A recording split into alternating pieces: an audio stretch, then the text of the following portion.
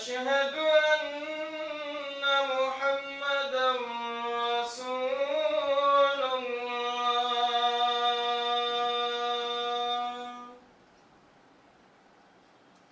حي على الصلاة.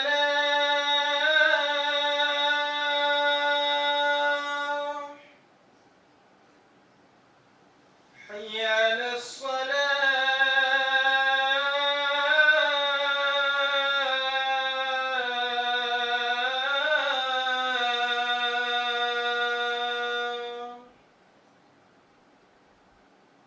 حي على الفلاح.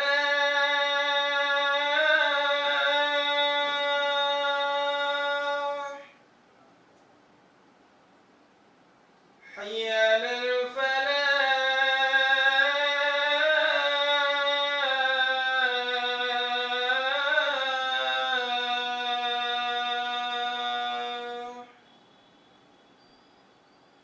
الله أكبر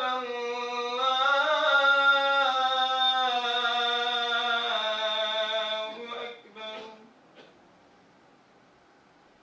لا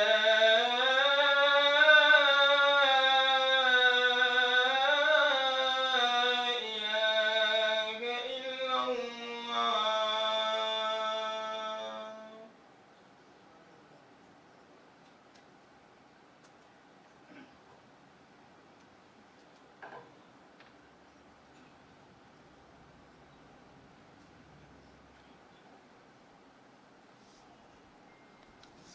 السلام عليكم ورحمة الله وبركاته. الحمد لله نحمده ونستعينه ونستغفره ونعوذ بالله من شرور أنفسنا ومن سيئات أعمالنا. من يهده الله فلا مضل له ومن يضلل فلا هادي له. وأشهد أن لا إله إلا الله وحده لا شريك له وأشهد أن محمدًا عبده ورسوله أما بعد.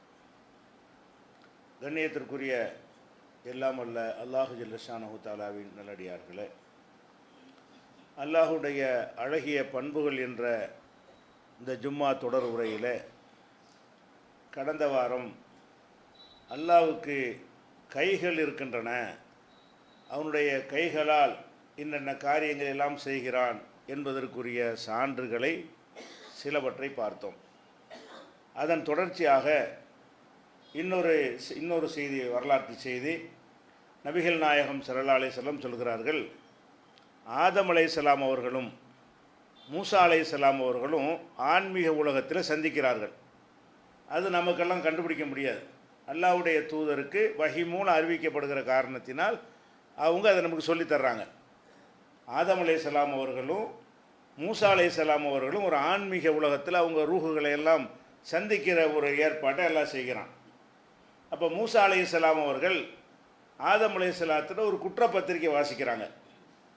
நீங்கள் எங்களுக்கு தகப்பனாக இருக்கிறீங்க, இன்றைக்கி நாங்களெல்லாம் அந்த சொர்க்கத்தை விட்டு வெளியேற்றப்படுவதற்கு, அல்லது இந்த சோலையிலிருந்து நாங்கள் வெளியேற்றப்படுவதற்கு நீங்கள் தான் காரணமாயிட்டீங்க, நீங்கள் செஞ்ச தப்புனால தான் நாங்கள்லாம் இப்போ வெளியே வர வேண்டியதாகிடுச்சு அப்படின்னு சொல்லி மூசா நபி அவர்கள் ஆதம் அலைஹிஸ்ஸலாம் அவங்கள்ட்ட வந்து கிராஸ் பண்ணுறாரு, கேள்வி கேட்குறாரு. அப்போ ஆதம் அலைஹிஸ்ஸலாம் சொல்கிறாங்க, உனக்கு அல்லாஹ் தௌராத்து வேதத்தை கொடுத்தானா? ஆமாம். அந்த தௌராத்து வேதம் என்னையெல்லாம் படைக்கிறதுக்கு முந்தி எழுதப்பட்டதா? ஆமாங்கிறார். உனக்கு ஒரு தௌராத்து வேதத்தை அல்லாஹ் தந்திருக்கிறான். மூசா நபிக்கு தௌராத் தானே, இந்த தௌராத்து வேதத்தை அல்லாஹ் உனக்கு தந்திருக்கிறான்.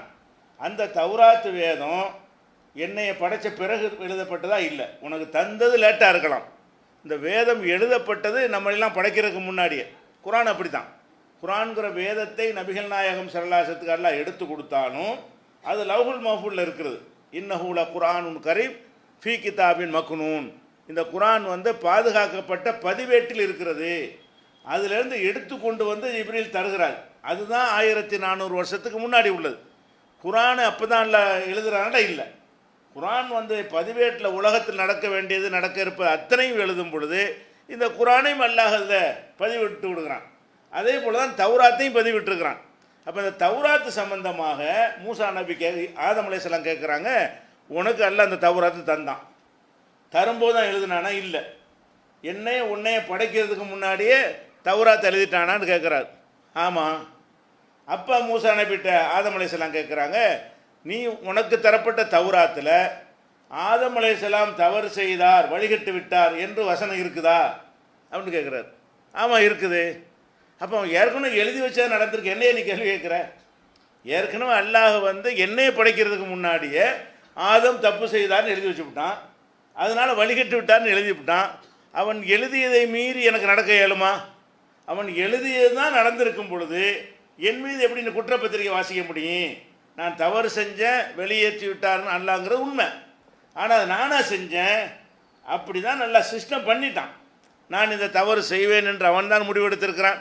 அதனால் என்னை அவன் வெளியேற்றக்கூடிய ஒரு சூழ்நிலை அல்லாஹ் செஞ்சான், ஏற்படுத்தி விட்டான். இது எப்படி என்னையும் நீ குறை சொல்லுவ என்று மடக்கிய உடனே ரசூல் ஸல்லல்லாஹு அலைஹி சொல்கிறாங்க, ஹஜ் ஆதம் மூசா, மூசாவை ஆதம் ஜெயித்து விட்டார்.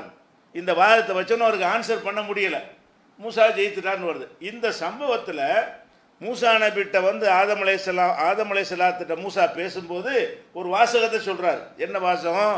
அந்த ஆதம் உள்ளது ஹலக கல்லாஹு பேதிஹி, நீங்கள் தான் ஆதமு, உங்களை அல்லாஹ் தன்னுடைய கையால் படைத்தான் இல்லையா அப்படின்னு கேட்குறாரு. இந்த சம்பவத்தில் உள்ள நமக்குள்ள பாயிண்ட் என்னன்னு கேட்டால், ஆதம் அலைஹிஸ்ஸலாமும் மூசா அலைஹிஸ்ஸலாமும் உரையாடும் பொழுது மூசா நபி என்ன சொல்கிறாங்க ஆதம்கிட்ட, உங்களை அல்லாஹ் நேரடியாக படைத்தானா இல்லையா? தன்னுடைய கையால் எதிஹி, அவனுடைய கையால் உங்களை படைத்தானா இல்லையா? உங்களை கையால் படைத்து அவ்வளோ பெரிய ஒரு அந்தஸ்தை தந்திருக்கும் பொழுது எங்களெல்லாம் வெளியே கொண்டு வந்துட்டீங்களே, நீங்கள் தப்பு செய்யாட்டி எங்களை வெளியேற்றிருக்க மாட்டானே என்று அவர் கேள்வி கேட்குறார். அப்போ இது ரசூல் ஸல்லல்லாஹு அலைஹி வஸல்லம் வஹீயின் மூலமாக இது நமக்கு சொல்லி தருவதில் இருந்து என்ன தெரிகிறதுன்னு சொன்னால், அல்லாஹ்வுக்கு கை இருக்கிறது, அந்த கை மூலமாக எப்படி முகம் இருக்கிறது, கண் இருக்குது என்பதற்கெல்லாம் ஆதாரங்களை பார்த்தோமோ, அதே மாதிரி அல்லாஹ்வுக்கு கை இருக்கிறது என்பதை ஆதமை அல்லாஹ் தன் கையால் படைத்தான் என்று குர்ஆனில் இருக்கிறது. மஹ்ஷர் மைதானத்தில் அது மாதிரி உங்களை அல்லாஹ் கையால் படைத்தான், எங்களுக்கு ஏதாவது உதவி செய்கிற மக்கள் எல்லாம் அவர்கிட்ட போய் பரிந்துரை கேட்பார்கள் என்பது அதுவும் தெரிகிறது. இதே விஷயத்தை ஆதம் அலைஹிஸ்ஸலாம் மூசா அலைஹிஸ்ஸலாம் உரையாடலின் போது பயன்படுத்தின வாசகத்தில் இருந்தும் என்ன தெரிகிறது என்றால், அல்லாஹ்வுக்கு கையின் ஒரு சூனியமெல்லாம் கிடையாது. அல்லாஹ் அவனுக்கு உரிய வடிவத்தில் இருக்கிறான், அவனுக்கு கைகள் இருக்கிறது என்பதை இது ஒரு ஆதாரமாக விளக்கி கொடுக்குறோம். அதே போல் நபிகள் நாயகம் ஸல்லல்லாஹு அலைஹி வஸல்லம் வந்து ஒரு யூதர் வர்றார், வேதம் படித்த ஒரு யூதர் வருகிறார். அவர் வந்து ரசூல் ஸல்லல்லாஹு அலைஹி வஸல்லம் சொல்கிறாரு, அல்லாஹ் வந்து இந்த வானங்களை எல்லாம் ஒரு விரலில் பிடிப்பான், ஒரு விரலில் பிடிக்கிறார், ஒரு விரலில் பிடிப்பான், பூமியை எல்லாம் இன்னொரு விரலில் இப்படி பிடிப்பான், மலைகளை எல்லாம் ஒரு விரலில். அவர் சொல்கிறார், நாங்கள் படிச்சிருக்கிறோம், வேதத்தில் படிச்சிருக்கிறோம் என்று அவர் படித்த வேதத்தில் உள்ளதை என்ன செய்கிறாரு, அல்லாஹ்வுடைய தூதர்கிட்ட கேட்குறாரு, முகமதே இந்த விஷயத்துக்கு எனக்கு பதில் சொல்லுங்க அப்படின்னு சொல்லும்போது என்ன சொல்கிறாருன்னு கேட்டால், அல்லாஹ் வந்து உலகத்தை அழிக்கும்போது, உலகத்தை அழிக்கக்கூடிய நேரத்தில் மொத்த வானத்தையும் ஒரு விரலுக்குள்ளே சுருட்டிடுவான், பூமியெல்லாம் இன்னொரு விரலில் சுருட்டிடுவான், அது மாதிரி மலைகளை எல்லாம் மரங்களை எல்லாம் ஒரு விரலில் சுருட்டிடுவான், அதே மாதிரி வந்து மற்ற படைப்புகளை எல்லாம் ஒரு விரலில் சுருட்டிடுவான், மலைகளை எல்லாம் ஒரு விரலில் சுருட்டிடுவான் என்று சொல்லிவிட்டு எல்லாத்தையும் சுருட்டி வைத்து விட்டு சும்மா யக்கூல் அனல் மலிக், நான் தான் ராஜா, நான் தான் மன்னன் என்று அல்லாஹ் சொல்லுவான், எங்கடா எல்லாரும் என்று கேட்பான் என்று இப்படி ஒரு செய்தியை சொல்கிறார். சொன்ன உடனே ரசூல் ஸல்லல்லாஹு அலைஹி செய்கிறாங்கன்னா கடவாய்ப்பல் தெரியுமளவுக்கு சிரிக்கிறாங்க. இவர் சொன்ன ஒரு விஷயம் ஒரு சரியில்லாத விஷயத்தை ஒரு சொல்கிறார், தவறான ஒரு விஷயத்தை, அதுக்காக வேண்டி ரசூல் ஸல்லல்லாஹு அலைஹி செய்கிறாங்க, சிரிக்கிறாங்க. சிரிச்சிட்டு ஒரு வசனத்தை ஓதி காட்டுறாங்க. என்ன வசனம்? ஒமா கதருல்லாஹ ஹக்க கதிரிஹி, இவர்கள் அல்லாஹுவை மதிக்க வேண்டிய அளவுக்கு மதிக்கவில்லை, அல்லாஹுவை மதிக்கும் அளவுக்கு மதிக்கவில்லை. ஒல் அர்து ஜமியன் கபலத்து யௌமுல் கியாமா, கியாமத்து நாளையில் இந்த பூமி எல்லாமே அல்லாஹ்வுடைய ஒரு கைப்பிடியில் அடங்கும். ஒஸ்ஸமாவாத்து மத்வியாத்தும் பி யமீனிஹி, வானங்கள் எல்லாம் அல்லாஹ்வுடைய வலக்கரத்தில் சுருட்டப்பட்டு விடும் அப்படின்னு சொல்லிட்டு ஒத்தால அம்மா யுஷ்ரிகூன், அல்லாஹ் வந்து இவர்கள் இணை கற்பிதை விட்டும் தூரமானவன் சொல்கிறான். அப்போ இந்த வசனம் நமக்கு என்ன சொல்லுதுன்னு கேட்டால், ஒரு விரலில் ஒன்று சுருட்டு வாங்குறது மாதிரி சொல்லலை. பூமியை சுருட்டும் போது பூமிக்குள்ள மலைகள் மரங்கள் அதுக்குள்ளே தான் இருக்கிறது. இவர் சொன்ன செய்தி என்ன இருக்குன்னா ஒரு தமாசான ஒரு செய்தியாக இருக்கிறது. என்ன சொல்கிறாரு? ஒரு விரலில் அல்லாஹ் பூமியை சுருட்டுவான்கிறார். சரி, பூமியை சுருட்டினா பூமியில் தானே மரம் இருக்குது, மரமும் சேர்ந்து சுருட்டு வருமா இல்லையா? பூமியில் தானே மலைகள்லாம் இருக்கிறது, படைப்பினங்கள் எல்லாம் பூமியில இருக்கிறது. இவர் என்ன சொல்கிறாரு, பூமி ஒரு வரல பிடிச்சிருவான், ஆடு மாடு மனுஷனெல்லாம் ஒரு வரல சுருட்டிடுவான்னு சொல்லும்போது ஒன்று முரண்பாடாக இருக்கிறது. மொத்தமாக பூமியை சுருட்டும் பொழுது எல்லாமே அதுக்குள்ளே அடங்கிவிடும். அவர் ஒரு ஒரு விசித்திரமான ஒரு தமாஷான ஒரு செய்தியை சொன்ன உடனே ரசூல் ஸல்லல்லாஹு சிரிப்பு ஒரு சொல்ல கேட்டு இவர் முரண்பாடாக பேசுகிறாரு. இவருக்கு மறுப்பாக இந்த வசனத்தை எடுத்து போடுறாங்க. என்ன வசனம்? அல்லாஹ் என்ன சொல்கிறான்னு கேட்டால் ஒட்டுமொத்த பூமியை ஒரு கைப்பிடியில் சுருட்டுவான். இப்படித்தான் இருக்குது எங்கள் மார்க்கத்தில். நீ படித்தால் அப்படி இருக்குது. எங்களுடைய மார்க்கத்தில் எங்களுக்கு இறைவன் தந்த வேதத்தில் என்ன இருக்குன்னு கேட்டால் ஒல்லார்ந்து ஜமியான் கபலத்து யோமுல் கியாமா, ஒட்டுமொத்த பூமியும் அல்லாஹ்வுடைய ஒரு கைப்பிடியில் அடங்கிவிடும். ஒரு பிடி தான் சுருட்டிடுவான் அல்லாஹ். அதே மாதிரி ஒரு சமாவாத்து மத்துவியாத்தும் எமீனி, வானங்கள் எல்லாம் அவனுடைய வலது கையில் வந்து சுருட்டப்பட்டு விடும் என்று குரானில் 39-67 வசனம். இந்த வசனத்தை அவருக்கு மறுப்பாக ஓதி காட்டுகிறார்கள். இந்த சம்பவத்தை அறிவிக்கிற சஹாபி என்ன செய்கிறாருன்னு கேட்டால், இந்த சிரிச்சாங்கன்னு வருதுல, அதுக்கு விளக்கம் இவர் சொல்கிறார். ஏன் சிரித்தார்கள் என்று கேட்டால், இவர் சொல்வதை அங்கீகரிக்கும் வகையில் ரசூலுல்லாஹ் சிரித்தார். அதுக்கு சிரிக்கவே இல்லை. அது அவருடைய விளக்கம். அந்த ஹதீஸில் அவர் நுழைச்சிருக்கிறார். எப்படி ரசூல் ஸல்லல்லாஹு அலைஹி வஸல்லம் சிரித்தார்கள், இவருடைய கருத்தை ஆதரிக்கும் விதமாக சிரித்தார்கள் என்று அவர் விளக்கம் சொல்லிக்கிறார். அப்படி தான் ஹதீஸில் இருக்கும். பார்த்தீங்கன்னா ஆதரிக்கும் விதமாக சிரித்தார்கள்ங்கிறது ஒரு சஹாபியுடைய கருத்தை ரசூலுல்லாஹ் சொல்லலை. சிரித்தது மட்டும்தான், அந்த செயல் தான் நடந்திருக்கிறது. அதை இவர் ஊகிக்கிறார். ஏன் சிரிக்கிறாங்க, இவர் சொல்கிற சரி கண்டு சிரிக்கிறாங்கன்னு இவர் நினைக்கிறார். ஆனால் ரசூல் ஸல்லல்லாஹு அலைஹி வஸல்லம் அந்த வசனத்தை ஓதி காட்டுவதை என்ன செய்யுதுன்னு கேட்டால் சரி காணலன்னு காட்டுது. இவர் சொல்வதை சரி கண்டு இருந்தால் இந்த வசனம் அதுக்கு நேர் மாற்றமாக இருக்குது. இந்த வசனம் என்ன சொல்கிறது, பூமி எல்லாமே சேர்ந்து ஒரு கைப்பிடி தான். பூமியை பிடிக்கும் போதே மரம் உள்ளே போயிடும், மலைகள் உள்ளே போயிடும், எல்லா படைப்பினங்களும் உள்ளே போயிடும். ஒன்று ஒன்றே ஒரு விரலில் பிடிச்சிக்க வேண்டிய தேவையில்லை அப்படின்னு தெளிவாக நம்ம மார்க்கத்தில் சொல்லப்பட்டிருக்கிறது. அவங்களுடைய மத குருமார்கள் எப்படி சொல்லி கொடுத்துருக்காங்கன்னு கேட்டால், அந்த யூதர்களுடைய மத குருமார்கள் வந்து ஒரு விரலில் பூமி, ஒரு விரலில் ஆடு மாடு மனுஷன், இன்னொரு விரலில் மலைகள், இன்னொரு விரலில் மரங்கள், இப்படி சொல்லி கொடுத்துருக்குறாங்க. அதுக்கு தான் ரசூலுல்லாஹ் சிரிச்சிருக்கிறாங்க. சிரித்தது வந்து இவருடைய கருத்தை ஏற்றுக்கொண்டு சிரிக்கலை. ஏற்றுக்கொண்டு சிரித்தால் இந்த வசனத்தை வாசிச்சிருக்க மாட்டாங்க. இந்த வசனம் அவர் சொன்னது மாற்றமாக இருக்குது. இந்த வசனம் எப்படி சொல்லுகிறது, பூமி முழுவதையும் அல்லாஹ் ஒரு கையில் பிடித்திருவான். இப்போ நமக்கு பிரச்சனை என்ன, அல்லாஹுவை இவர்கள் கண்ணியப்படுத்த வேண்டிய விதத்தில் கண்ணியப்படுத்தவில்லை என்று சொல்லிட்டு கண்ணியப்படுத்துறா என்னன்னு கேட்டால், அல்லாஹ் வந்து தன்னுடைய கையினால் ஒட்டுமொத்த ஒரு கைப்பிடிக்குள்ள அடங்கும். இந்த பூமியெல்லாம் என்ன செய்யும், வலது கையால் வானத்தை சுருட்டு வாங்கும்போது அந்த கை இடது கையில் விளங்குறது. அல்லாஹ் வந்து பூமியை இடது கையில் பிடிப்பான். ஒரு பிடி தான், ஒரு கைப்பிடியில் என்ன அடங்கு, இவ்வளோதான். நம்ம கைப்பிடியில் ஒன்று அடங்கும் ஏனால் எவ்வளவோ அவ்வளோதான் இது இந்த பூமி அல்லாஹ்வுடைய கைக்கு. அதே மாதிரி வானங்களை எல்லாம் 7 வானங்கள் இருக்கு, அத்தனையும் சுருட்டி வலது கையில் வைத்து விடுவான். 2 தான் மொத்தம் அணைகிறோம். வானங்கள் எல்லாம் சுருட்டி விட்டால் அது உலகம், அது முடிஞ்சு போச்சு. பூமியை எடுத்து விட்டால் முடிஞ்சிருச்சு. அப்போ இந்த மாதிரி சுருட்டி அழித்து விட்டு எங்கடா யாராவது நான் தான் அல்லாண்டிங்க, நான் தான் ராஜாண்டிங்க, நான் தான் தலைவண்டிங்க, எங்கடா எல்லாரும் அனல் மலிக்கு, நான் தான் அரசன், அனல்லா நான் தான் அல்லாஹ் என்று அல்லாஹ் வந்து தனக்கு தானே சொல்லிக்கொள்வான். அப்படிங்கிற ஒரு செய்தி தான் இந்த ஹதீஸ்லேருந்து விளங்குகிறது, இந்த ஆயத்திலிருந்து விளங்குகிறது.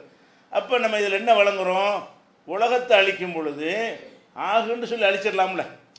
அல்லாஹ் வந்து ஆகுண்டு ஆக்கின மாதிரி இல்லாமல் போ அப்படின்னா இல்லாமல் போயிட்டு போகுது. இதுக்கு கையில் பிடிச்சி பிடிக்கணும்.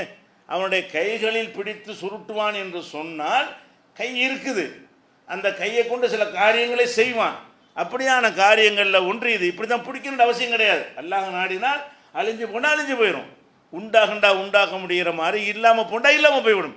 ரெண்டுக்கும் ஆற்றல் உள்ளது அல்லாஹ். ஆனால் அப்படி தான் செய்வான்னு கிடையாது. சில விஷயங்களை ஆகு என்று சொல்லி ஆக்குவான், சில விஷயங்களை கையால் கூட என்ன செய்வான், ஆதம் அலைஹிஸ்ஸலாத்தை படைச்ச மாதிரி படைக்கவும் செய்வான். சில விஷயங்களை எந்த மெட்டீரியலும் இல்லாமல் சொல்லுவான் ஆயிரும்.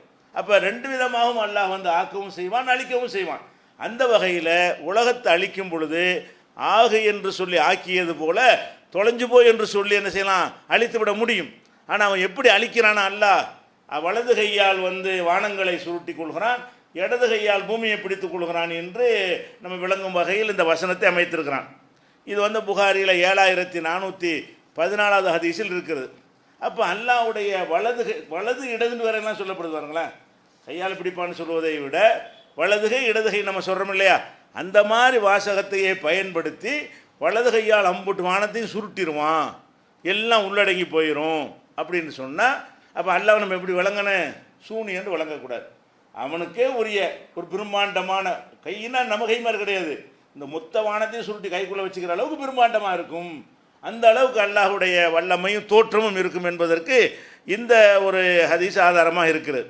இதுக்கு கொஞ்சம் கூடுதல் விளக்கமாக புகாரியில் 6519வது ஹதீஸில் இருக்கிறது, யக்பிதுல்லாஹுல் அர்ல, அல்லாஹ் பூமியை ஒரு கைப்பிடியில் என்ன செய்வான், அதை சுருட்டி கொள்வான். எத்துபி சமா பி யமீனிஹி, வானத்தை வலது கையில் சுருட்டி கொள்வான். சும்ம யக்கூலு, பிறகு சொல்வான், அனல் மலிக்கு, நான் தான் அரசன். ஐன முழுக்குள் அருளி, இந்த பூமியில் அரசர் சொல்லி கொண்டவர்கள் எங்கேவா போயிட்டீங்க, யாருமே இல்லாமல் அழிக்கப்பட்டு விடுவார்கள் என்பதற்காக வேண்டி இந்த வசனத்தை ரசூல்லா சொல்லி காட்டுறாங்க. இது புகாரில் 6519வது ஹதீஸில் இருக்குது. இன்னும் சொல்ல போனால் இந்த மெம்பரில் இருந்து ரசூல்லா இதை சொல்கிறாங்க. எப்படி வானத்தை வலது கையால் சுருட்டுவான், பூமியை பிடித்து கொள்வான்னு சொல்லும் பொழுது கடுமையான ஆக்ரோஷமாக ஆவேசமாக அதை செய்முறை பிடிப்பான்னு சொல்கிறாங்களா. அப்படி சொல்லி காட்டும்போது அவர்கள்ட்ட ஏற்பட்ட நடுக்கம் மெம்பர் நடுங்குது, கீழே விழுந்துருவாங்களோன்னு நாங்கள் பயந்தோம். ரசூல் ஸல்லல்லாஹு அலைஹி வஸல்லம் அவர்கள் மெம்பரை ஆடுற அளவுக்கு என்ன செய்கிறாங்க, உலகம் அழிகிறத பற்றி தானே பேசுகிறாங்க. நீங்கள் நிரந்தரம்னு உலகத்தை நினச்சிக்கிட்டு இருக்கிறீங்க, அல்லாஹ் ஒரு கையில் பிடிப்பான் சுருட்டுவான் அப்படின்னு சொல்லும் பொழுது அவர் ஆவேசமாக அந்த செய்தியை சொல்லும் பொழுது மெம்பர் ஆட்டம் கண்டு ரசூல் ஸல்லல்லாஹு அலைஹி வஸல்லம் அவர்களோடு கீழே விழுந்துருமோ என்று நான் நினைத்தேன் என்று இப்னு உமர் அவர்கள் சொல்லக்கூடிய ஒரு ஹதீஸ் முஸ்லீமில் இடம்பெற்றிருக்கிறது.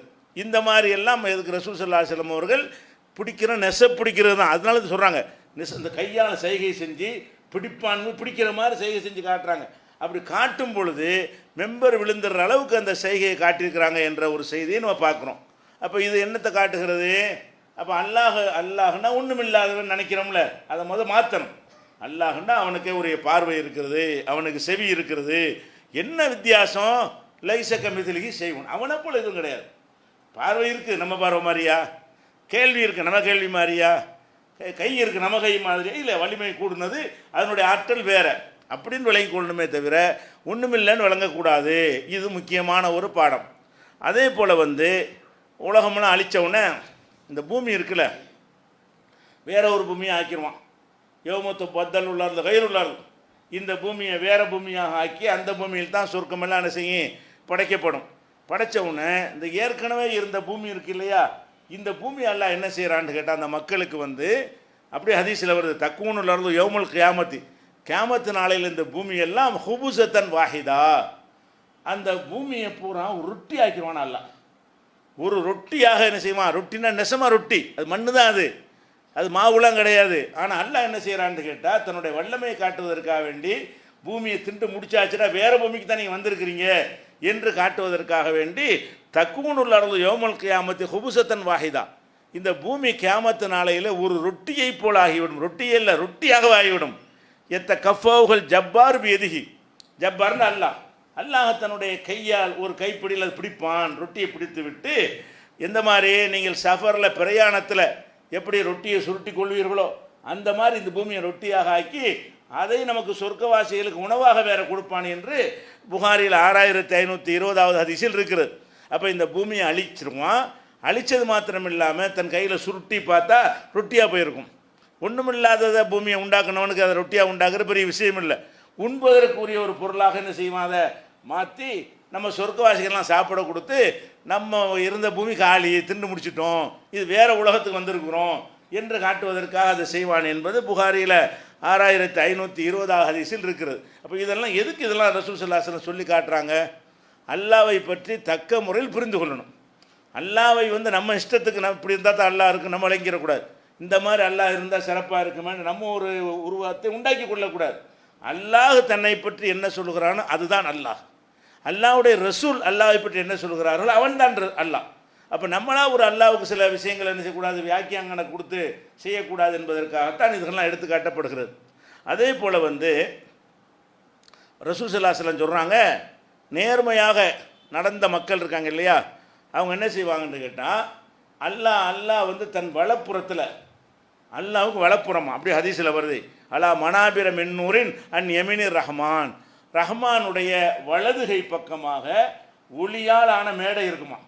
அல்லாஹ் இருப்பான், அரசில் இருப்பானா, அவனுடைய வலது பக்கம் ஒரு ஒளியினாலேயே செய்யப்பட்ட ஒரு மேடை, மெம்பர்.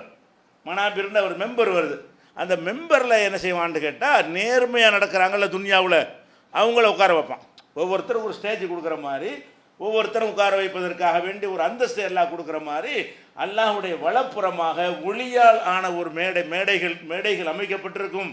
அந்த மேடையில் இருப்ப இன்னல் முக்சிதீன் ஐந்தல்லாஹி அலா மனாபிர மின் நூரின் அன் யமினி ரஹ்மான், ரஹ்மானுடைய வலது புறத்தில் உள்ள ஒளியாலான மெம்பர்கள் மீது நேர்மையாக நடந்தவர்கள் அமர்த்தப்படுவார்கள். காட்டுறதுக்காக வேண்டி மறுமையில் சொர்க்கத்துக்கு அனுப்புறதுக்கு முன்னாடி விசாரணை நடக்கும் பொழுது அவங்கள தனி அந்தஸ்தாக காட்டுவான்ட்டு வருது. இதில் உள்ள நமக்கு தேவையான விஷயம் என்னன்னு கேட்டால், இப்போ நம்ம எடுத்திருக்கிற தலைப்புக்கு தேவையான விஷயம் என்னென்னா, அல்லாஹ்வுடைய வலதுகை பக்கம்னு ஏன் சொல்லப்படுது? அல்லாஹ் வந்து ஒரு மெம்பர் அமைக்கான்னு சொல்ல வேண்டியதானே. அவனுக்கே ஒரு வடிவம் இருக்க போய் தான், அவனுக்கே வலது இடது என்று இருக்க போய் தான் அல்லாஹ்வுடைய வலதுகை பக்கம் மேடை அமைக்கப்படும் என்று சொல்லப்படுகிறது. யமீன் என்ற வார்த்தை வருகிறது. யமீன்னா வலதுகை, யமீன் ரஹ்மான்டா ரஹ்மானுடைய வலதுகை. அப்போ ரஹ்மானுடைய வலதுகை பக்கமாக ஒளியாலான மேடைகள் அமைக்கப்பட்டு அதில் அந்தஸ்தாக உட்கார வைக்கப்படுவார்கள். யார்? உலகத்தில் நேர்மையாக நடந்தவர்கள். அப்போ இந்த ஹதீஸ், இது முஸ்லீமில் வரக்கூடிய செய்தியை பார்க்குறோம். அப்போ ரசூல் ஸல்லல்லாஹு அலைஹி வஸல்லமுடைய இந்த ஹதீஸில் நம்ம விளங்கிக் கொள்ள வேண்டிய விஷயம் என்னன்னு கேட்டால், அல்லாஹ்வுக்கு கைகள் இருக்கிறது, வலது இடது என்கிற நம்ம சொல்கிற மாதிரியே இரு பக்கமாக பிரிக்கிறோம் இல்லையா, அந்த மாதிரியான இரு கைகளை இருக்கிறது என்பதற்கும் இது ஆதாரமாக இருக்கிறது. இது போக பொதுவாக அன்றைய மக்கள் என்ன செஞ்சாங்கன்னா, ரசூல் ஸல்லல்லாஹு அலைஹி வஸல்லம் காலத்தில் வாழ்ந்த மக்கள் சிலைகளை வணங்கினாங்க, அதை தெய்வமாக கருதி வணங்கினாங்க. அவங்களுக்கு அல்லாஹ் ஒரு ஆன்சர் பண்ணுவான். அவங்க அது தவறு என்பதற்கு எப்படி ஆன்சர் பண்ணுறான்னு கேட்டால், அழகும் அர்ஜுலும், நீங்கள் கடவுள்னு வணங்குறீங்க, அவர்களுக்கு அழகும் அர்ஜுலும் எம்சூன பிகா, நடக்கக்கூடிய கால்கள் இருக்கிறதா? அல்லாஹ் என்ன கேட்குறான்? நீங்கள் ஒரு தெய்வம்னு ஒன்றை ஏற்றுக்கொள்வதாக இருந்தால் அதுக்கு என்ன வேணும்? நடக்கும் கால்கள் வேணும். அழகும் அர்ஜுனும் எம்சூன பிகா, நடக்கக்கூடிய கால்கள் இவர்களுக்கு இருக்கிறதா? கால் மாதிரி செஞ்சு வச்சுருக்கிறீங்க, அது நடக்குமா? கால் மாதிரி அமைப்பில் செஞ்சுருக்கீங்களே தவிர அந்த கால் வந்து நடக்காது. அமுலகும் ஐதின் எபுத்துஷூன பிகா, பிடிக்கக்கூடிய கை மாதிரி செஞ்சு வச்சுருக்கிறீங்க. ஒரு உருவத்தை உண்டாக்கி அதுக்கு கை காலு மூக்கெல்லாம் வைக்கிறீங்க, அந்த கைகள் வந்து பிடிக்குமா? எதையாவது கொடுத்தா வாங்குமா? அமுலகும் ஐதின் எபுத்துஷூன பிகா, பிடிக்கக்கூடிய கைகள் அவர்களுக்கு இருக்கிறதா? அம்முலகும் ஆயுனுன் யுபுசிருன பிகா, பார்க்கக்கூடிய கண்ணு மாதிரி செஞ்சுருக்கிறீங்க, அது பார்க்குமா? அம்முலகும் ஆயுனுன் யுபுசிருன பிகா, பார்க்கக்கூடிய கண்கள் அவற்றுக்கு இருக்கிறதா? அல்லாஹ் கேட்குறான். அம்லகும் ஆதானுன் எஸ்மஉன பிகா, கேட்குற காது இருக்கிறதா? காது மாதிரி வடிவத்தில் செஞ்சுருக்கிறீங்க, அது கேட்குமா? அப்போ அல்லாஹ் என்ன கேட்குறான்னா, நீங்கள் தெய்வங்கள் என்று நினைக்கக்கூடியவர்களுக்கு கால்கள் இருக்கின்றன, அவை நடக்காது. கைகள் இருக்கின்றன, அவை பிடிக்காது. கண்கள் இருக்கின்றன, அவை பார்க்காது. காதுகள் இருக்கின்றன, அது கேட்காது. இந்த மாதிரி இருக்குதப்பா, இப்படி இருக்கலாமா? இப்போ கடவுள்னா இதெல்லாம் இருக்குனுங்கிறான்லாம். அதாவது இதில் விஷயம் என்னன்னு கேட்டால், அப்போ உங்கள் கடவுள் இருக்கான்னு கேட்டால் இருக்குன்னு தானே சொல்லணும். நம்மளுக்கு இல்லைன்னு அதை கேட்கலாமா? ஓன் கடவுளுக்கு பிடிக்கிற கை இருக்கான்னு கேட்குறோம், அப்போ ஓன் கடவுளுக்கு இருக்கான்னு கேட்டால் இருக்குன்னு சொல்லணும். அப்படி இருந்தால் தான் இந்த கேள்வியை கேட்க இயலும். நம்ம ஒரு கேள்வியை கேட்குறோம் என்று சொன்னால் அவர்கள் எதை கடவுள் என்று சொல்கிறார்களோ அதில் இன்னது இல்லைன்னு சொன்னோம் என்றால், நம்ம கடவுள் என்று நினைக்கக்கூடியவனுக்கு அதெல்லாம் இருக்கணும். அப்படி இருந்தால் தான் இந்த கேள்வியை கேட்க முடியணும். அப்போ அல்லாஹுக்கு பார்க்கிற கண்கள் இருக்கிற காரணத்தினால்தான், கேட்கிற காதுகள் இருக்கின்ற காரணத்தினால்தான், பிடிக்கிற கைகள் இருக்கிற காரணத்தினால்தான், நடக்கிற கால்கள் இருக்கிற காரணத்தினால்தான் இதெல்லாம் இங்கே இருக்குதான்னு கேட்குறான். நீங்கள் எதை வணங்குகிறீர்களோ அவங்களுக்கு இதெல்லாம் இருக்குதா அப்படின்னு கேட்குறான். அப்போ இது 7வது அத்தியாயத்தில் 195வது வசனத்தில் இருக்கிறது. அப்போ இறைவன் என்றால் யார் என்று சொல்லும் பொழுது முதல் விஷயம் என்னன்னு கேட்டால், சூனியம் கிடையாது. நீங்கள் இறைவன் உருவத்தை கரெக்டாக விளங்கியிருக்கிறீங்க, கண்ணுங்காது முக்கெல்லாம் வச்சுருக்கிறீங்க. ஆனால் நீங்கள் எதை கடவுள் என்று நம்புகிறீர்களோ அவற்றுக்கு வந்து பிடிக்கும் கைகள் இல்லை. அப்போ உங்களுடைய வணங்கத்தக்க இறைவனுக்கு அது இருக்குது, அதன் அர்த்தம். நடக்கும் கால்கள் இல்லை, ஆனால் நீங்கள் வணங்கத்தக்க உண்மையான இறைவனுக்கு நடக்கும் கால்கள் இருக்கின்றன. பார்க்கும் கண்கள் இங்கே இல்லை. நீங்கள் வணங்குவதற்கு தகுதியான அல்லாஹுக்கு பார்க்கும் கண்கள் இருக்கின்றன, இவற்றுக்கு கேட்கும் காதுகள் இல்லை. அப்போ நீங்கள் வணங்குவதற்கு தகுதி படைத்த அல்லாஹுக்கு கேட்கிற காதுகள், இவ்வளோ அர்த்தம் அடங்கியிருக்கா இல்லையா? அப்போ 7வது அத்தியாயம் 195வது வசனத்தில் இறைவனை பற்றி சொல்லும் பொழுது இதுகளெல்லாம் அங்கே இல்லையப்பா, இதெல்லாம் இருக்கணும் முக்கியமாக. அதுக்கப்புறம் அது மட்டும் பத்தாது. இப்போ எனக்கும் தான் கேட்குற காது இருக்கு, நான் கடவுள்ன்ற முடியாது. உங்களுக்கெல்லாம் தான் இருக்கிறது. இங்கே இருக்கிற எல்லா மக்களுக்கும் பிடிக்கிற கை இருக்கிறது, கேட்குற காது இருக்கிறது, நடக்கிற கால் இருக்கிறது, ஆனால் பார்க்குற கண் இருக்குது. அது கூட அங்கே இல்லை. ஆனால் அது இருந்தால் கடவுளான்னு கேட்டால் அது என்ன மாதிரி இருக்கணும்னு அடுத்த சப்ஜெக்ட் வந்துடும். பிடிக்கிற கையாக இருக்கணும், அது எல்லாத்தையும் பிடிக்கக்கூடிய கையாக இருக்கணும், அதுக்கு பார்க்குற கண்ணாக இருக்கணும், எல்லாத்தையும் பார்க்குற, ஒன்றை பார்த்துட்டு உடனே பார்க்காம இருக்கக்கூடாது. அப்புறம் அடுத்தடுத்த கேள்வி வரும்போது வந்து பேசிக் என்னது இருக்கணும். ஃபஸ்ட்டு என்னன்னு கேட்டால் கை காலு கண்ணெல்லாம் இருக்கணும் கடவுள் என்றால். அது எப்படி இருக்கணும்? படைப்பினங்களுக்கு இருப்பது போல இல்லாமல் அதை விட வலிமை மிக்கதாக இருக்கணுங்கிற ரெண்டாவது விஷயம். அப்போ இது ஒரு கடவுள் தன்மைக்கு அவசியமானதாக இருக்க போய் தான் இதை ஒரு கேள்வியால் கேட்குறான். இறைவன் என்று சொல்வதாக இருந்தால் இதெல்லாம் இருக்கணும், இது ஒரு விஷயம். அதே மாதிரி இப்போ நபிகள் நாயகம் ஸல்லல்லாஹு அலைஹி வஸல்லம் அவர்களுக்கு அல்லாஹ் வந்து இந்த வஹியை கொடுக்குறான். வஹியை கொடுக்கும் பொழுது குர்ஆனை கொடுக்குறான். இந்த குர்ஆனை கொடுக்கும் பொழுது அவங்களா நினச்சி இந்த வசனத்தை இப்போ சொன்னால் சரியாக வராத, மறைச்சி வச்சுக்கிடுவோம், இந்த வசனத்தை சொன்னால் வேறு மாதிரி விளங்கிக்கிடுவாங்களே, கொஞ்சம் சேர்த்துக்கிடுவோம், கொஞ்சம் கழிச்சுக்கிடுவோம், கொஞ்சம் திருத்திக்கிடுவோன்னு நினைக்கிற அதிகாரம் இருக்கா அவங்களுக்கு? இல்லை. என்ன வருதோ அதை அப்படி சொல்லிடுவாங்க. குர்ஆனில் வந்து இதுதான் என்னுடைய வேதம் என்று அல்லாஹ் சொல்லி அனுப்பினானேயானால் ஜிப்ரீல் வந்து சொன்ன உடனே அதை அப்படியே சொல்லிவிடுவார்கள். அவங்கள பாதித்தாலும் சொல்லிடுவாங்க. அந்த வர்ற செய்தி வந்து இப்போ அபசவத்தவல்லாண்டு வருது. ரசூல் ஸல்லல்லாஹு அலைஹி வஸல்லம் ஒரு குருடர் வரும்போது அவர் அலட்சியப்படுத்தினாங்க, அதை கண்டித்து இந்த சூறா வருது. அதையும் மக்கள்கிட்ட சொல்லத்தானே செஞ்சாங்க. நம்மளை கண்டிக்கிற விஷயமா இருக்குது, இதையும் போட்டு சொல்லலான்னு அவங்க நினைக்கல. அப்போ என்னென்ன வருகிறது அதை அப்படியே சொல்லிவிடுவார்கள் ரசூல் ஸல்லல்லாஹு அலைஹி வஸல்லம். அவங்கள கண்டிக்கிற பல விஷயங்கள் குர்ஆனில் இருக்கிறது. நீ வந்து மனிதனுக்கு பயப்படுகிறாய், அல்லாஹ்வுக்கு பயப்படலை என்றெல்லாம் அல்லாஹ் கண்டிக்கிறான் சில இடங்களில். அதெல்லாம் கூட அப்படி மக்கள்கிட்ட வச்சுட்டாங்க. இதை பற்றி அல்லாஹ் சொல்லும்போது சொல்கிறான், ஒலவு தகவ்வல அலைனா பாதல் அகாவில், இந்த முகம்மது சில சொற்களை அவராக இட்டுக்கட்டி இருந்திருப்பாரையானால் ல அகதுனா மின்ஹு பில் யமீன், அவரை நம்முடைய வழக்கரத்தால் பிடித்திருப்போம். அல்லாஹ் என்ன சொல்கிறான்? நான் சொன்னது அப்படியே சொல்லிக்கிட்டு இருந்தார் அவர். அப்படி இல்லாமல் நான் ஒன்று சொல்ல அவர் வேற ஒன்றை சேர்த்து மட்டும் சொன்னார்னு வைங்க, அதை சாதாரணமாக எடுத்துக்கிற மாட்டேன். ல அகதுனா மின்ஹு பில் யமீன், வழக்கரத்தால் அவரை நான் பிடித்து விடுவேன். நாடி நரம்பை சும்மல கத்தானா மின்ஹுல் வத்தீன், நாடி நரம்பை தரித்து விடுவேன். ஃபமா அகது மின்கும் அன்ஹு ஹாஜிசீன், உங்களில் எவனும் அதை தடுக்க முடியாது அப்படின்னு அல்லாஹ் குர்ஆனில் என்ன செய்கிறான்? சொல்லி காட்டுறான். அப்போ ரசூல் ஸல்லல்லாஹு அலைஹி வஸல்லம் அவர்கள் அந்த வஹியாக என்ன வருதோ அது எவ்வளோ பெரிய பாதிப்பு அவர்களுக்கு ஏற்பட்டாலும், எவ்வளோ பெரிய சங்கடமான விஷயங்கள் வந்தாலும் அதை அப்படியே சொல்லுவாங்களே தவிர சில விஷயத்தை மாற்றினா கூட, சில விஷயத்தை மறைத்தால் கூட அல்லாஹ் வந்து சாதாரணமாக எடுக்க மாட்டான். அப்போ நபின்னு எவ்வளோ நம்பியை தேர்ந்தெடுக்கிறான். இத்தனை கோடி மக்களில் வந்து நம்ம செய்தியை நம்பி கொடுப்பதற்கு இவர் தான் தகுதியானவர் என்று அல்லாஹ் ஒப்படைத்திருக்கும் பொழுது அது எவ்வளோ பேணுதலாக இருக்கணும். அப்படி இருந்தார்கள், பேணுதலாக இருக்க வேண்டும். ரசூல் ஸல்லல்லாஹு அலைஹி வஸல்லம் அப்படி இருந்தார்கள். விஷயம் என்னன்னு கேட்டால், முகம்மது அருளப்பட்ட விஷயத்தில் சில விஷயங்களை கூட்டி குறைத்து சொல்லி இருப்பாரையானால் வழக்கரத்தால் பிடிப்பேன்கிறான். என்னுடைய வலது கையினால் பிடிப்பேன். என் வலது கையினால் பிடிப்பேன்னு ஏன் சொல்கிறான்? இருக்க போய் சொல்கிறான். வலது கைன்னு ஒன்று இருக்க போய் தான் என்ன செய்கிறான்?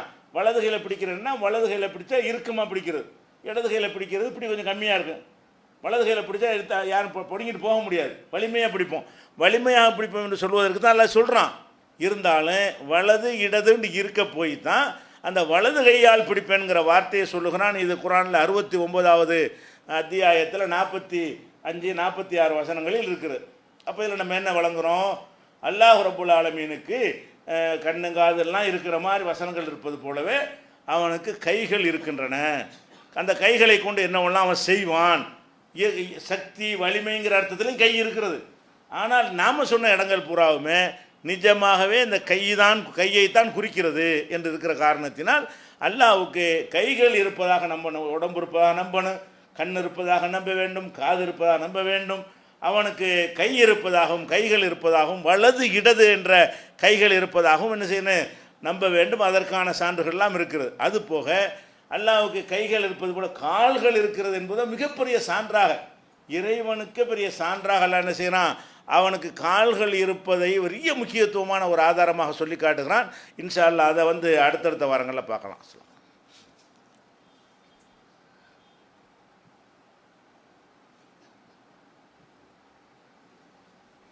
அன்பிற்குரிய சகோதரர்களே, இப்போ சமீபத்தில் மத்தியில் பொறுப்பேற்றிருக்கக்கூடிய பாஜக அரசு ஏற்கனவே கிடப்பில் போடப்பட்டிருந்த முத்தலாக்கு மசோதாவை எடுத்து நேற்று அமைச்சரவை கூட்டத்தில் அதுக்கு ஒப்புதல் சட்டமாக்குவதற்கு ஒப்புதல் வாங்கியிருக்கிறார்கள். இதை நாளைக்கு பாராளுமன்றத்தில் வைப்பார்கள். அதுக்கு பிறகு ராஜ்யசபாவில் வைப்பார்கள். பல தடவை பாராளுமன்றத்தில் வைத்து அதில் அந்த ஓட்டெடுப்பு நிறைவேறிவிட்டாலும் ராஜ்யசபாவில் நிறைவேறினா தான் சட்டமாகும். நம்ம நாட்டில் மக்களவைன்னு ஒன்று இருக்கிற மக்களால் தேர்ந்தெடுக்கப்பட்ட எம்பிகள் இருக்காங்க இல்லையா, அவங்களை கொண்டது மக்களவை. எம்எல்ஏக்களால் தேர்ந்தெடுக்கப்படக்கூடிய ராஜ்யசபான்னு ஒன்று இருக்குது, மாநிலங்களவைன்னு சொல்லி. அந்த மாநிலங்களவையிலையும் ஜெயிச்சா தான் ஒரு சட்டம் அமலாக முடியும். மக்களவையில் மெஜாரிட்டி இருக்கிறது, கூட்டணி கட்சி ஆதரவோடு செஞ்சாங்க, அது நிறைவேற்றி கொண்டார்கள். இப்போ தனி மெஜாரிட்டியோட அந்த சட்டம் பாஸ் ஆகிவிடும். ஆனால் மாநிலங்களவையில் இன்னைக்கு மெஜாரிட்டி கிடையாது, பெரும்பான்மை கிடையாது. அப்படி போன ஒருவேளை மற்ற கட்சிகள்லாம் அரவணைத்து அவங்களையும் விலை போய் ஆதரவு தெரிவித்தார்களே, ஆனால் அப்போ நிறைவேறதுக்கு வாய்ப்பு இருக்கிறது. அப்போ சட்டமாகிவிட்டால் அந்த ஒரு அச்சுறுத்தலை நமக்கு தர வேண்டும் என்று அவர்கள் என்ன செய்கிறாங்க, கொண்டு வர்றாங்க. இதில் எது விளங்குறது என்று கேட்டால், முஸ்லீமுக்கு எதிராக ஏதாவது செஞ்சால் நம்ம தக்க வைத்து கொள்ளலாம் அப்படின்னு நினைக்கிறார்கள். முஸ்லீம்களோடு மோதி கொண்டிருந்தால் பெரும்பான்மையான மக்கள் ரசிக்கிறார்கள், பெரும்பான்மையான மக்கள் ஆதரிக்கிறார்கள், பெரும்பான்மை மக்களுடைய வாக்கு கிடைக்கும் என்று கணக்கு போடுகிறார்களே தவிர நாட்டுக்கு எது நல்லது என்று கணக்கு போடக்கூடியவர்களாக இருக்கவே இல்லை. 3ஆம் தேதி காணா போன இராணுவ ஹெலிகாப்டர் நேத்தான் கண்டுபிடிக்கிறாங்க. அவ்வளோக்கு வீக்காக இருக்கிறமே அதையில் சரி பண்ணணும். 3ஆம் தேதி இராணுவத்தினுடைய ஹெலிகாப்டரை காணா 13 பேரோட. 4ஆம் தேதி கண்டுபிடிக்கல, சேட்டைட்டு விட்டுருக்கோம், அது விட்டுருக்கோன்னு பெருமை அடிக்கிறார்களே தவிர அதை கண்டுபிடிக்க முடியலை. நேற்று தான் செஞ்சு நொறுங்கி போய் கிடக்கிறத எல்லாம் பாடி இறந்து விட்டார்கள் டிக்ளேர் பண்ணியிருக்கிறார்கள். இந்த மாதிரி ஆகிற காரியத்தை விட்டுவிட்டு மக்களுக்கு தேவையான விஷயங்களை விட்டுவிட்டு இப்படி சொன்னால் நல்லா செய்கிறார் நினைப்பாங்களாம், அப்படி நினைக்கிறார்கள். இப்படி மக்களும் இருக்கிறார்கள். அதிகமான மக்கள் என்ன செய்கிறாங்க, முஸ்லீமோட மோதினார்களே ஆனால், முஸ்லீமுக்கு எதிராக ஏதாவது செய்தார்களே ஆனால் அதில் திருப்தி அடைவார்கள். அதுக்கு பிறகு என்னவாயிருன்னா விலைவாசி மறந்து போயிடும், பெட்ரோல் விலை பெருசாக தெரியாது, எவ்வளோ பெரிய பணத்தட்டுப்பாடு இன்றைக்கி இப்போ கடுமையான நெருக்கடியில் இருக்கிறோம், அதெல்லாம் பெருசாக தெரியாதுங்க, நல்லா அடிக்கிறாரு, நல்ல பயங்கரமாக கொடுக்குறாரு இப்படின்னு நினைக்கிறார்கள். இப்படி நினைக்கக்கூடிய மக்களாக அதிகமான மக்கள் இருக்கிற காரணத்தினால் அவர்களை திருப்திப்படுத்தத்தான் இதை கொண்டு வர்றாங்களே தவிர இது ஒரு அறிவுபூர்வமான ஒரு சட்டமாக 3 தலாக்குக்கு இருந்தால் அந்த தண்டனைக்குரிய குற்றம் அப்படின்னு கொண்டு வந்தார்களே. ஆனால் எல்லா மதத்துக்காரங்களும் கொடுக்கக்கூடிய தலாக்கு முத்தலாக்காக தானே இருக்குது. தலாக்குன்னா சேர முடியாது. 3 தலாக்குன்னா என்ன, 1 தலாக்குன்னா சேர்ந்து கொள்ளலாம், 2 தலாக்குன்னா மறுபடியும் சேர்ந்து கொள்ளலாம், 3 தலாக்குன்னா சேர முடியாது. மற்ற மதங்களில் கொடுக்கக்கூடிய கோர்ட்டில் கொடுக்கக்கூடிய தலாக்கெலாம் என்னவா இருக்குது, முத்தலாக்காக தான் இருக்கிறது. வார்த்தையை சொல்லலையே தவிர சேர முடியாத தலாக்கு தான். அப்போ முஸ்லீமை மட்டும் குறி வச்சு செய்கிற மாதிரி நினைத்து கொண்டு செய்கிறார்கள். அவர்கள் வைத்திருக்கிற எல்லா சட்டங்களுமே முத்தலாக்காகத்தான் இருக்கிறது. பைத்தியகாரத்தனமாக செய்து கொண்டிருக்கிற காட்சியை பார்க்குறோம். ஆனால் இப்படியெல்லாம் செய்கிற காரணத்தினால அவர் சட்டமாக்க மெஜாரிட்டி ராஜ்யசபாவிலையும் மிரட்டி மெஜாரிட்டி பற்றி சட்டமாக்கி விட்டாலும் நாம் அஞ்ச தேவையே இல்லை. குடும்ப வாழ்க்கையில் ஒருத்தருக்கு பிடிக்கவில்லை என்று சொன்னால் விவாகரத்து செய்யணுங்கிற அளவுக்கு வந்துவிட்டது என்று சொன்னால் அப்போ தான் விவாகரத்தை இஸ்லாம் அனுமதிக்கிறது. அப்படிப்பட்ட நேரத்தில் அந்த மாதிரி சந்தர்ப்பம் வரும்பொழுது நம்ம தெளிவாக இவங்களுடைய சட்டம் நம்மளை ஒன்றும் செய்ய முடியாத அளவுக்கு தெளிவான முறையில் நம்முடைய காயை நகர்த்தினோம் என்று சொன்னால் இவர்கள் வைத்திருக்கிற திருத்தி கொண்டு வர இருக்கிற அந்த சட்டம் நாக்கு வலிப்பதற்கு கூட உதவாது, அவங்களால் ஒன்றும் செய்ய முடியாது. அது எப்படி நம்ம அதை டீல் பண்ண வேண்டும் என்று சொன்னால் விவாகரத்து பண்ணணும் தான் ஆகணும், எடுத்தேன்னு பண்ணக்கூடாது. அந்த மாதிரி ஒரு நிலையை ஒரு சந்திப்பானையானால் அழகாக அந்த நோட்டீஸை தெளிவாக எழுதிடணும். இஸ்லாமிய அடிப்படையில் முத்தலாக்கு அனுமதி இல்லாத காரணத்தினால் நாங்கள் 1 தலாக்கு தான் விடுகிறோம் என்று எழுதிவிட்டு அதோடு முடிச்சிடலாம். பேப்பரில் தெளிவாக இருக்கும், முத்தலாக்கு இல்லையா, நாங்கள் தான் இல்லைன்னு தானே போட்டிருக்கிறோம். இப்போ இந்த எந்த பேப்பரை வைத்துக்கொண்டு நடவடிக்கை எடுக்க போகிறானோ அந்த பேப்பர் நாங்களே சொல்லிவிடுவோம். எப்படி 3 தலாக்கு ஒரே நேரத்தில் விடுவதற்கு இஸ்லாத்தில் அனுமதி இல்லாத காரணத்தினால் 1 தலாக்கை நாங்கள் என்ன செய்கிறோம், இப்போ நாங்கள் அமுல்படுத்துகிறோம் என்று சொல்லி நோட்டீஸ் அனுப்பினீர்களே. ஆனால் அதை கொண்டு போய் புகார் கொடுத்து அவனும் செய்ய முடியாது. முத்தலாக்கு தான் இல்லைன்னு அவனே சொல்லியிருக்கிறானே, அவனே முத்தலாக்கு நீ ஏன் முத்தலாக்கு கேஸை கொண்டு வரேன்ருவாங்க. அப்போ நீங்கள் தேவையில்லாமல் போய் முத்தலாக்குன்னு சொல்லி மாட்டிக்கிறதுனால இது வருகிறது. அதனால் இவர்கள் என்ன சட்டம் சும்மா அவங்களை திருப்திப்படுத்துவதற்கு ஒரு இது உதவுமே தவிர இதில் நம்மளை அழிப்பதற்கோ நம்ம சட்டத்தில் கை வைப்பதற்கோ இதெல்லாம் ஒன்றும் செய்ய முடியாது. அதே நேரத்தில் வந்து இவங்க கை வைக்கணும் நீங்கள் பார்த்தீங்கன்னு சொன்னால் நம்ம மிஸ்டேக்கில் அது இருக்கும். இஸ்லாத்தில் அது இல்லை. ஒரு நேரத்தில் முத்தலாக் என்பது இல்லை. இல்லாத ஒன்றை நீங்கள் செய்ய போய் தான் என்ன செய்ய முடியும்? அவனை இந்த இலங்கையில் செஞ்சானே இல்லையா, முகத்தை திறக்கணும் மூடக்கூடாதுன்னு சொல்லி சட்டம் போட்டாங்க. ஏன்னு கேட்டால் நீங்களாக உண்டாக்கிட்ட சட்டம். முகத்தை மறைக்க வேண்டும் என்பது நீங்களாக உண்டாக்கிட்டீங்க, அல்லாஹ் சொல்லவில்லை. அதை கை வைக்க இயலுது. இப்போ கை வைக்கிறான்னு சொன்னால் தலாக்கிலே கை வைக்க அவன் சொல்லவே மாட்டேங்கிறான். முத்தலாக்கு சரியில்லை, முத்தலாக்கு அதை நாங்களாம் தான் சொல்கிறோம். இத்தனை வருஷமாக நாமும் பிரச்சாரம் பண்ணுகிறோம். இருந்தாலும் இவன் ஏன் தலையிடுறா என்பதுதான் டாப்பிக்கே தவிர இஸ்லாத்தில் முத்தலாக் என்பது கிடையாது தானே. ஒரே நேரத்தில் 3 தலாக் கொடுப்பதற்கு அனுமதி கிடையாது. ஒரு ஒரு ஒரு விவாகரத்தோடு முடித்துக் கொள்ளலாம்.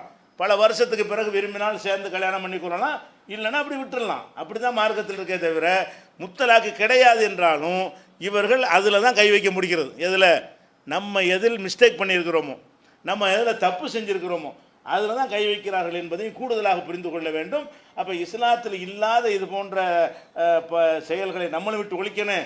அவர்கள் இஸ்லாத்தில் கை வைக்க வந்தார்களே ஆனால் கை வைக்க முடியாத அளவுக்கு பாதுகாப்பாக கவனமாக நம்ம என்ன செய்யணும், நடந்து கொள்ள வேண்டும். அப்படி புரிந்து நடக்கிற நன்மக்களாக அல்லாஹ் நம் அனைவரையும் ஆக்கி அருள் புரிவானாக. அஸ்ஸலாமு அலைக்கும்.